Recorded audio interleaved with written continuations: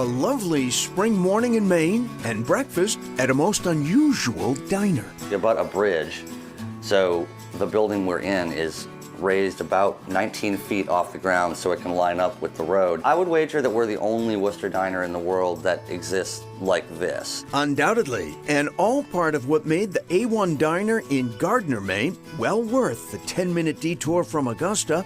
In place here since 1947, it's seen a lot of changes. It used to be the kind of greasy spoon, ashtray on the counter place that you would expect in the 50s and 60s, but it's transitioned and evolved, and the menu has as well. So, along with traditional diner fare, there's a lamb and goat cheeseburger or shrimp and avocado quesadilla. Half-order sausage, half-order home fries. Owner Aaron Harris worked here, left for another career, but in time, the diner drew him back. I love cooking, but what I was missing with marketing and being in the business world in the office was that you don't feel like you have many opportunities to make people happy. So here, if someone comes in 45 minutes, you can make their day better. And I've been coming here 25 years, off and on. Now that I'm retired, more frequently. Yeah.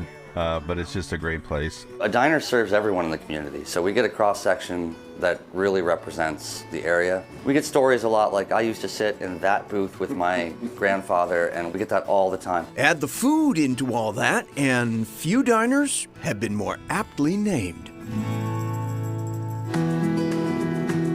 In Augusta, the landmark Colonial Theater was also part of people's lives here since 1913, until the movies began to move from downtown to the malls. For Augusta's Colonial, the end came in 1969. At that point, the roof was already leaking and water damage was already occurring. And the theater wasn't making enough money to be able to repair those damages. Kathy Wall is executive director of the nonprofit Colonial Theater, Inc., whose work is proof that this city refuses to lose this beloved landmark. Hasn't been easy. It was a warehouse, even set to be demolished. Ultimately, it was the revival of the river right behind the theater that buoyed this building too. The fact that the river was cleaned up, people could take greater pride in the community. People became interested in businesses being downtown. The original exterior has been restored. The restored marquee will follow. Just prior to our visit, Maine Senator Susan Collins had been by to announce some big news, a $1.5 million grant to restore the stage itself. So 15 more feet, so it'll be out here somewhere? It'll be out here. Yeah, yeah. And the side walls will be moved out to accommodate. Yeah. Much work remains before a full reopen as a cultural attraction, but the community is on board and in-house at live events to both raise money and renew interest. People love coming into a construction zone and watching performances in a construction zone. What, 120 years later, it's as rooted in the community today as it was then? It is, always will be. Only a block from the theater, more proof of the river's revival.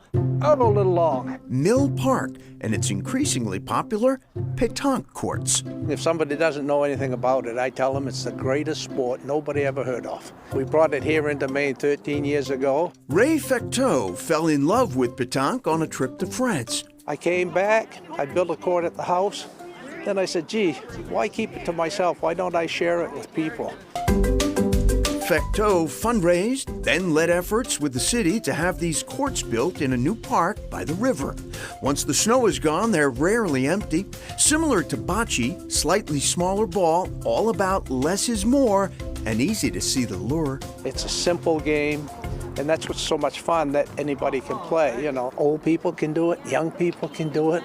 We have people in wheelchairs that play with us, you know, and it's not that hard a game. Debatable. Oh, no, it took a bad turn. Just like my golf game. Oh, nice shot, Captain John. The regulars here clearly love the game, this group, and don't mind a bit of a commute to get here.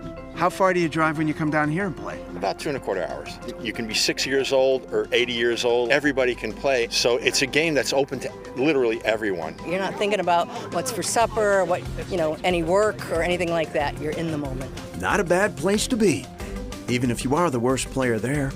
Okay, your arm went in this way.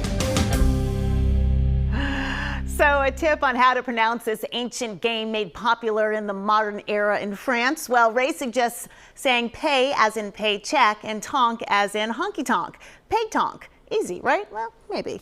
As for playing it, or in Ted's case, learning it, newcomers are always welcome at Mill Park in Augusta. And if you're closer to Boston, we will have a link to our website. On our website, that is. Coming up, Ted hunts for a needle in a haystack.